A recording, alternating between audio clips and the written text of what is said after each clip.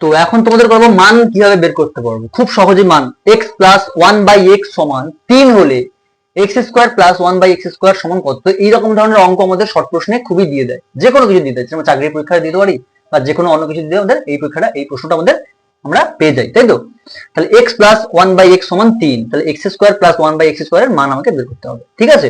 তাহলে আমরা আগে সবার আগে দেখে নেবো কি, এই 3টাকে আমার কি করে নিতে হবে, স্কোয়ার করে নিতে হবে। কি করে নিতে হবে, স্কোয়ার, যদি স্কোয়ার চাই তাহলে স্কোয়ার করে নেবো, সমান সমান দেবো, sorry.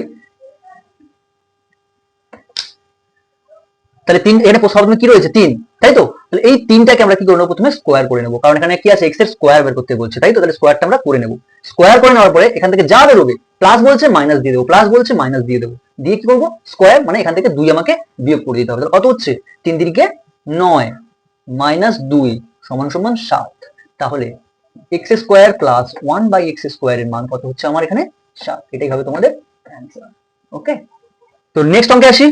x plus one by x সমান 7 হলে x square plus one by x square এর মান কত। তাহলে আমি আগের অঙ্কে তোমাদের দেখিয়েছিলাম, যখন এখানে যা সংখ্যা থাকবে এটাকে কি করতে হবে, স্কোয়ার করে দিতে হবে। কি করতে হবে, স্কোয়ার।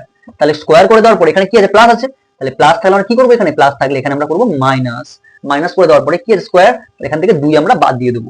বাদ দিলে কত হবে, 7 সাথে 49, 49 থেকে আমরা কত বাদ দেবো, 2 বাদ দেবো, তাই তো। তাহলে কত হবে, 47। তাহলে এটাই হবে আমাদের অ্যান্সার, 47। ওকে।